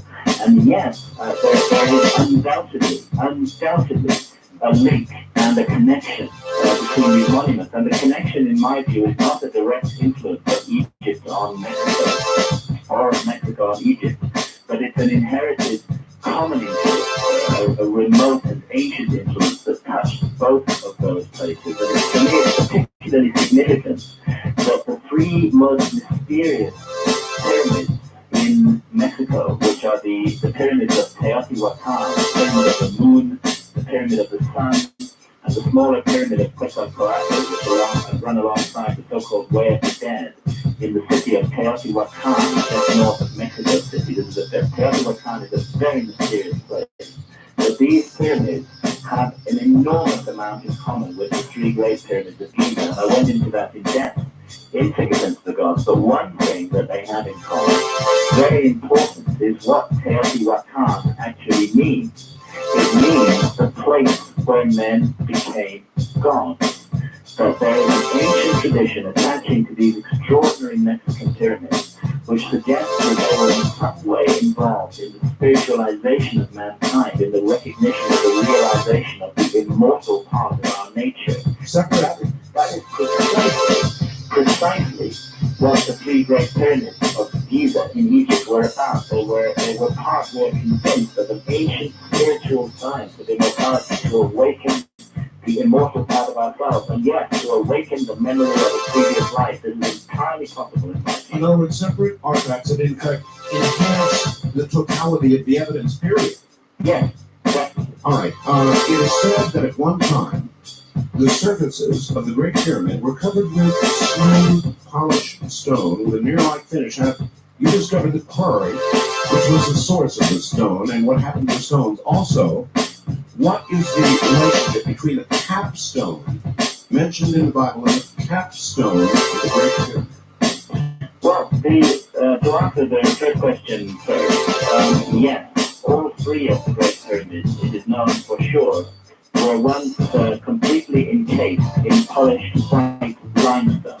And few surviving casing blocks, we are able to say a number of things about this limestone casing. Firstly, it was an extraordinary technological feat. There were 22 acres of limestone casing stones on the sides of the Great Pyramid. Secondly, these stones had an average weight of 16 tons each.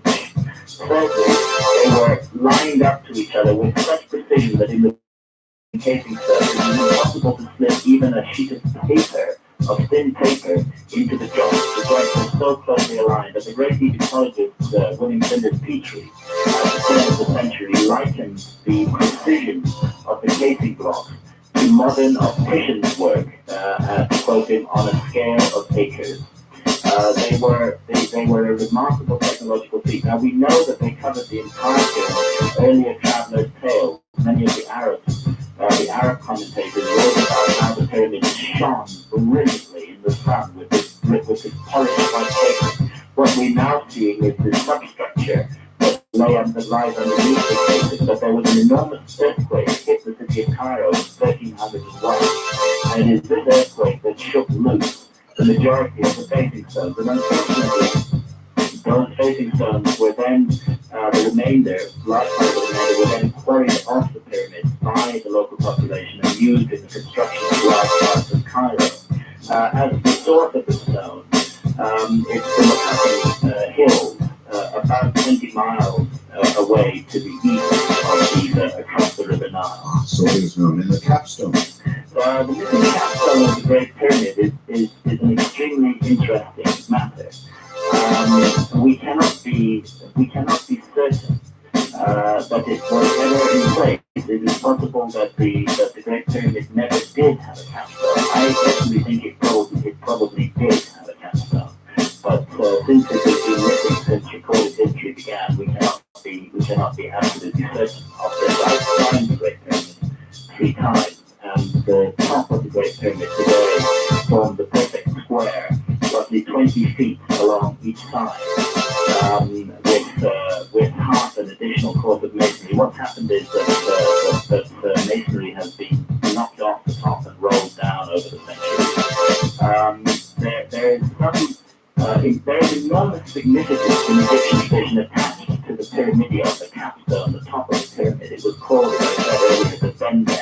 It was the ultimate symbol of the immortality of the soul. And my colleague Robert Bavard has argued in his earlier book, The Orion, that one possibility for what may be hidden inside one of the concealed chambers in the Great Pyramid is indeed this missing capstone that was taken off by the high priest at a certain point and placed inside the pyramid. Boy, you have to wonder what would happen if they put it back. Yeah. I had the great honor, Graham, before his death, of extensively interviewing Robert Monroe. Yeah. And there are many who would say that what his work is a modern equivalent of what was once lost and what you have talked of tonight. So we're at the bottom of the hour, right? We've got 30 minutes to go with you. But I want you to answer that when you come back, if you will. Truly a great man, Robert Monroe, and the Monroe Institute. We've talked with live, go on.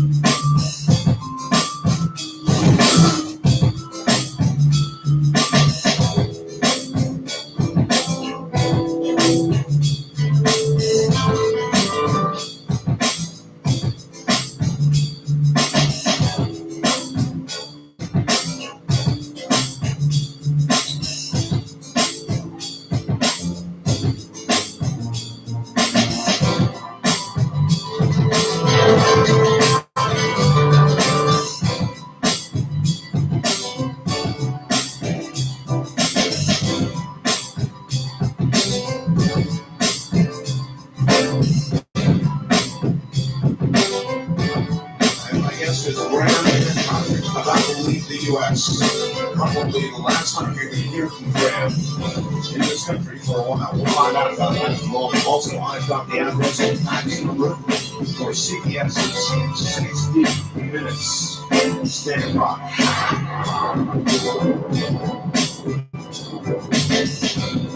You're listening to Art Bill, Somewhere in Time. Tonight featuring Coast to Coast AM from July 11, 1996.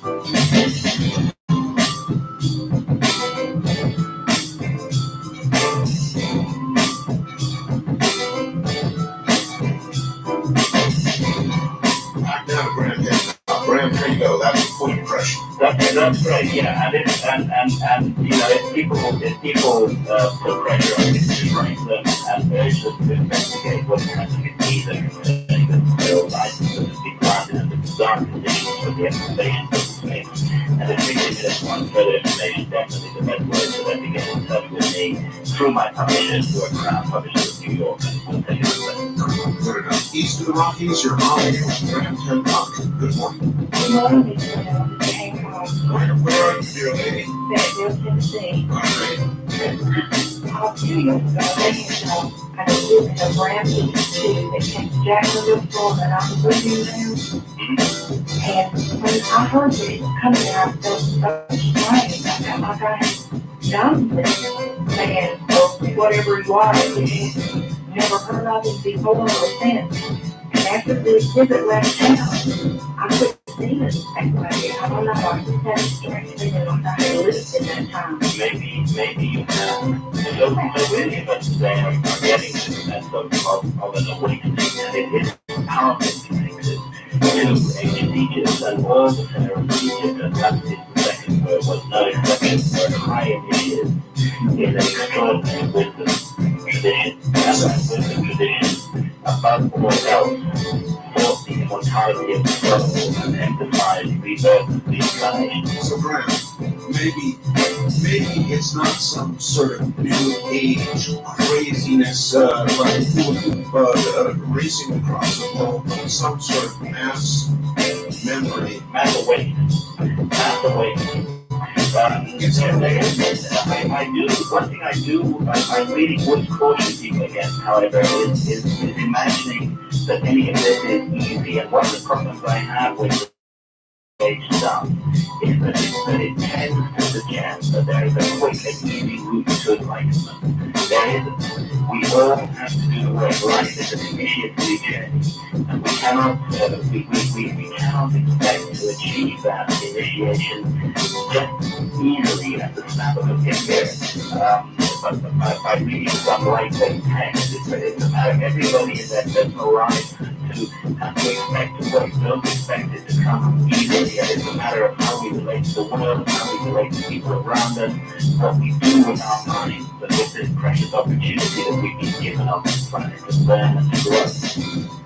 First time calling line here on the air with Graham Hancock. Hello. Hello, Mark. Hello, Graham. Hi.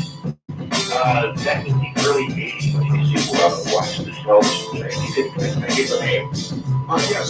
Where are you? San Diego. San Diego.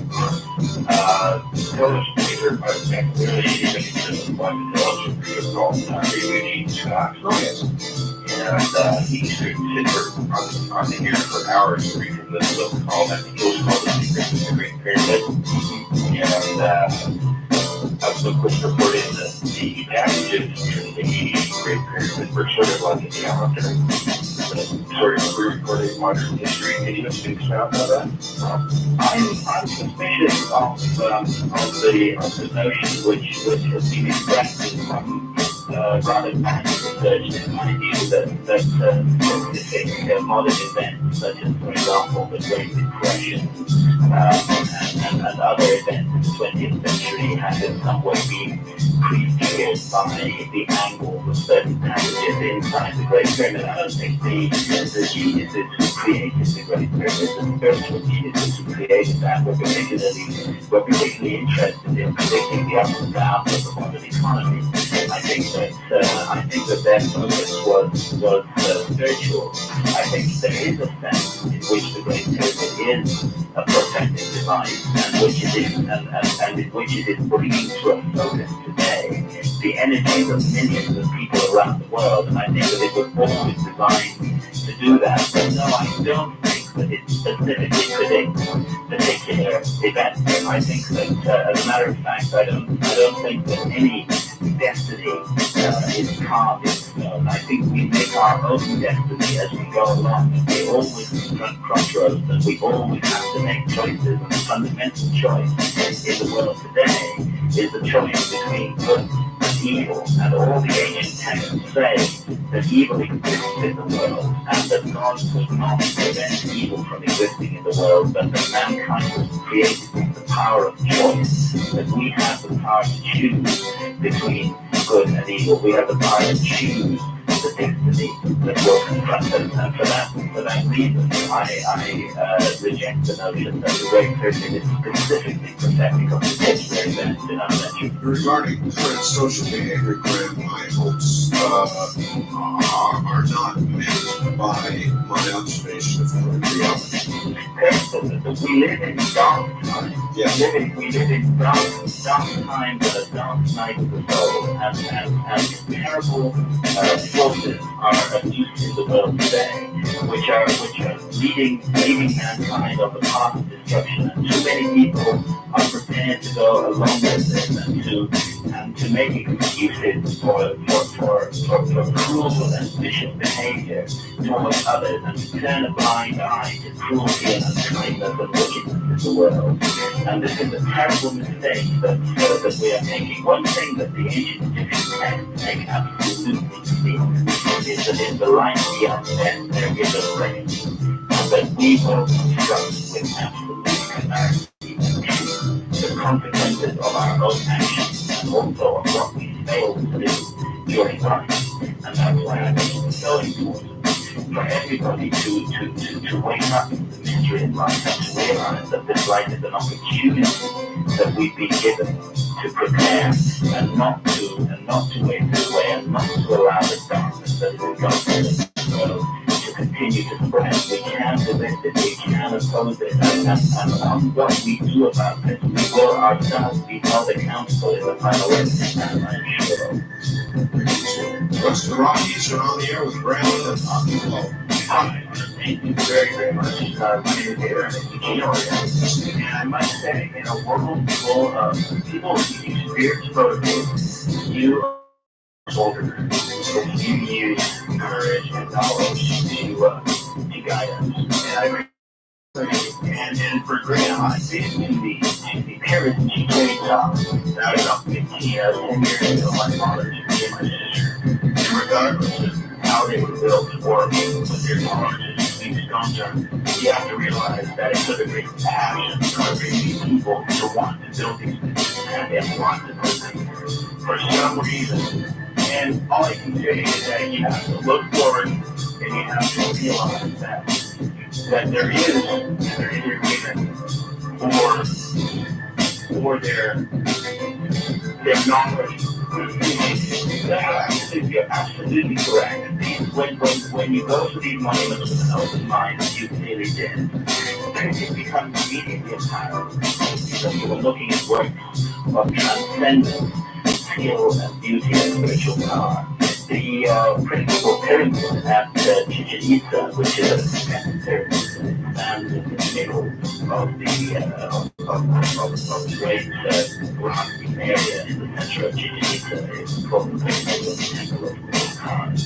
Hancock was the Mayan name for the galactic deity Hancock, which is a very similar figure to the ancient Egyptian god of fire, the god of resurrection and rebirth. And that pyramid was quite like Chichen Itza.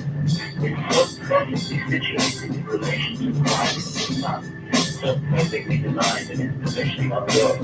So on the spring equinox, an amazing effect is observed on the northern zenith. For 3 hours and 22 minutes exactly, the illusion of light and shadow created the gigantic solid surface and the emblem of the cosmic battle, undulating up and down and stepping to position the monument so precisely in relation to the rising of the sun on that particular day requires an amazing geometric and astronomical knowledge, and yet this is just totally overlooked by our own scholars. I have this horrible feeling, friend, that when we, and if we ever do learn the secrets held within the Sphinx, within the pyramids, we're going to discover that we've been doing it all the wrong way. I'm sure you're right. I really completely agree with you on this. I think we've been doing it all the wrong way for 2,000 years. I think that we've gone down a sidetrack in the evolution of our consciousness. We've been held back, we've been delayed, we've been prevented by dark forces from moving along. And those dark forces are within ourselves and it's up to us to overcome them. That we cannot hand over responsibility for this to any external force. It is up to us ourselves to realize the potential for beauty and truth that lies within us. And if we do not realize that potential, then we alone are responsible for it.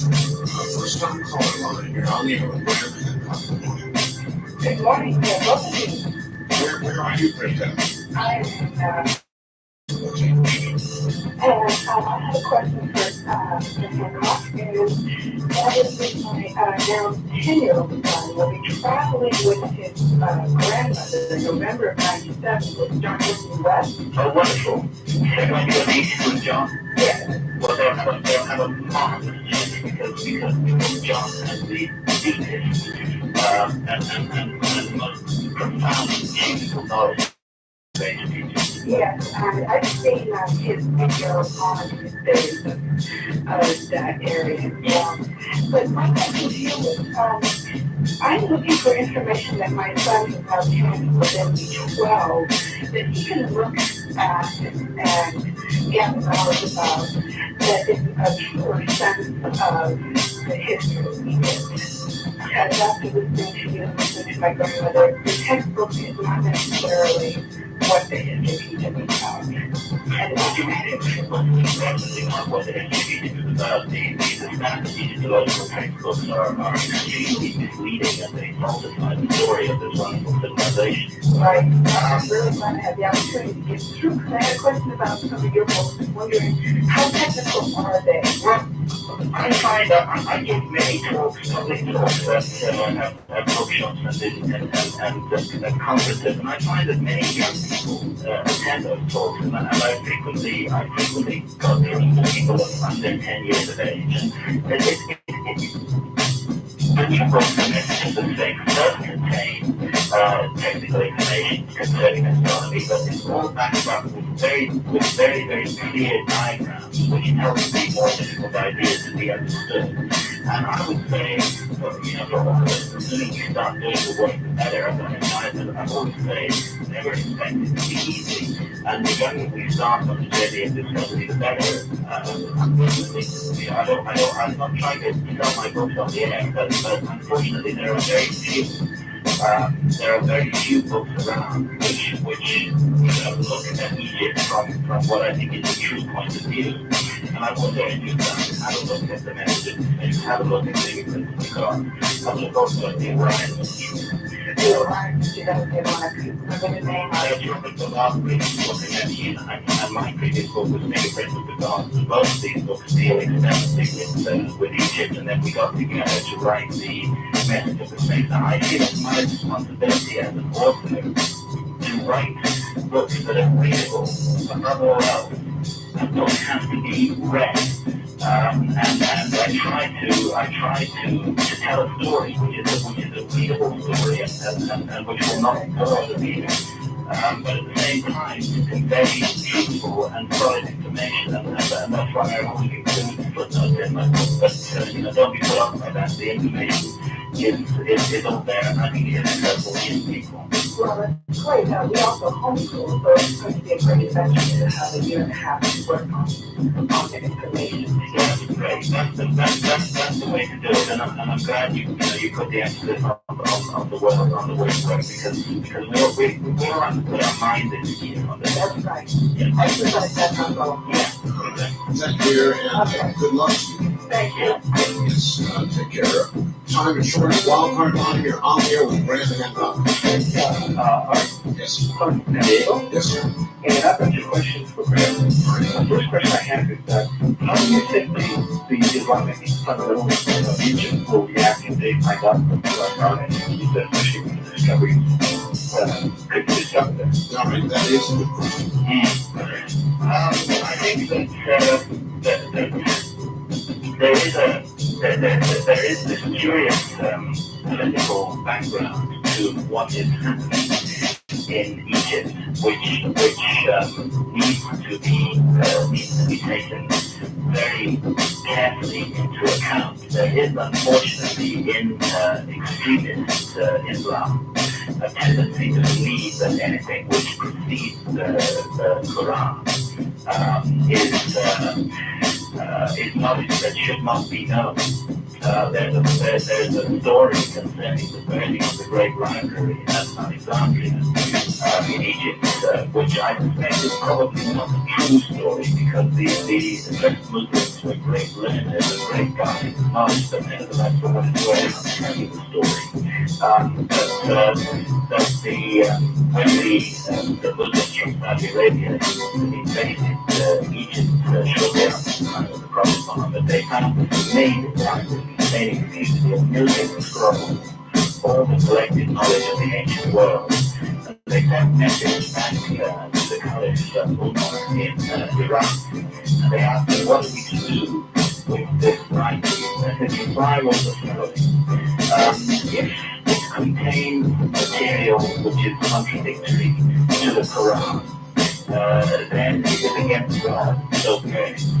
And if it contains material which is in the Quran, then it is superfluous, so burn it. And as a result, the great library in Alexandria was burned. I'm so afraid, Graham, that the knowledge contained in the chambers of the Sphinx and the pyramids, when it is finally opened, will receive a similar order. Yes, but I'm afraid I want to stress very strongly that I don't think that breadth of this knowledge comes from today's Islamic fundamentalists. It comes from the powerful, wealthy, and secretive groups that are controlling certain over that science at the moment for their own personal agendas. My friend, listen, we're out of time. I'm sorry to hear that, but I do want to stress that we can put a stop to this bad project that is taking place in Giza and good work every place. We don't need to fear the fundamentalists, we need to fear the forces in our own society. Graham, where do you go from here? I'm going, I'm